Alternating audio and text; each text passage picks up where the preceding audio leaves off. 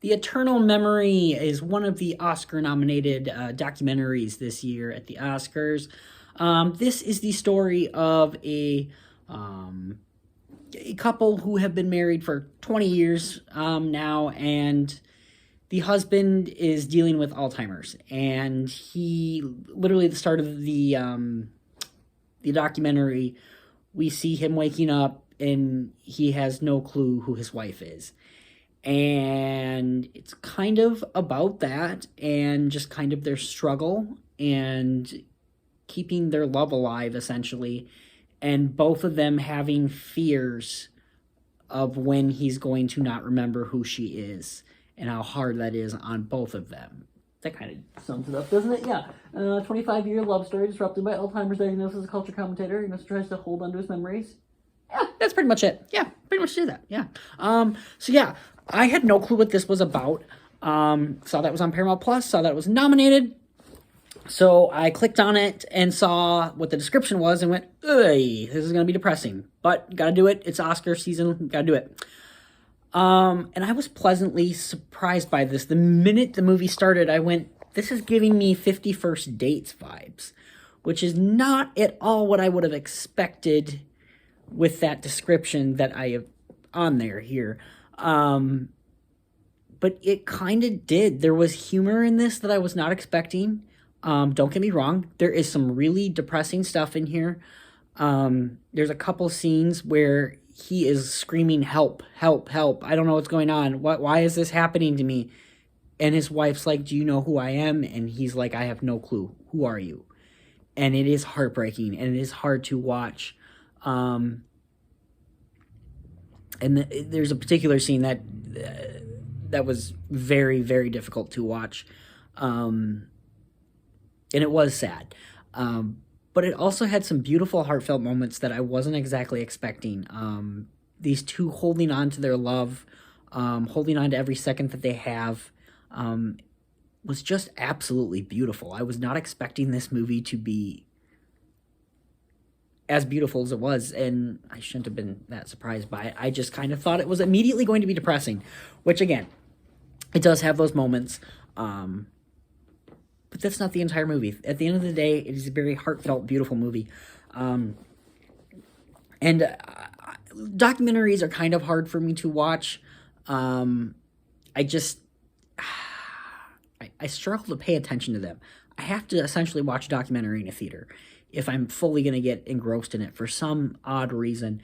And this one, it had my attention for the most part here. It is also a Spanish, all in Spanish, so that helped even more, the fact that I had to actually pay attention to it.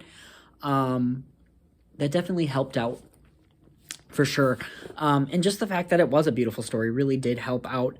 And it's only about an hour and 20 minutes long. It's nothing huge, which helps as far as my attention to documentaries for some reason. Again, I don't know why I struggle so hard with documentaries, but I do.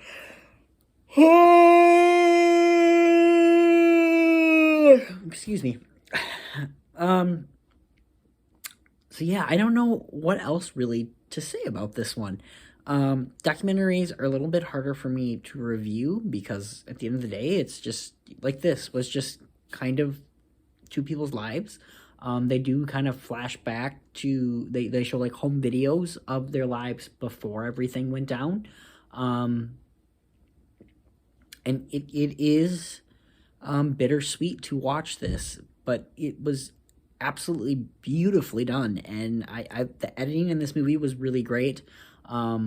It really did a great job of kind of showing these happy moments and then showing a sad one. And then going back to that happy, it never felt just like depressing or anything like that. It just felt very beautiful, bittersweet kind of thing. So yeah, this really is a great documentary. I completely understand why it's being nominated. I will give this one an 8 out of 10. The only thing I think, the big thing I think I had issue with was just, I don't even know how to describe the issue I kind of have with it. It just, it got a little repetitive almost, in a sense, I guess, because you would see him forget and then remember and forget and remember, forget and remember. But that's what Alzheimer's is, so it's kind of hard for me to ding it for that purpose. But it did start to feel a little repetitive. And there was certain things that were talked about. For example, COVID-19 is a part of this. And I don't think it talks about it enough. Like, it kind of is just said, A, we have to be careful now, and then it goes on to the next scene. So I think certain things maybe could have just been touched upon a little bit more too. Or just not even brought up at all. I don't think we would have needed a COVID-19 thing. It just kind of felt thrown in there, along with a couple other things that are just kind of felt like they're thrown in there. Other than that, though, this is a really great documentary, and if you have Paramount Plus, check it out. It's on there. So I hope you guys have yourself a great night. Don't do anything I wouldn't do, and we'll see you next time.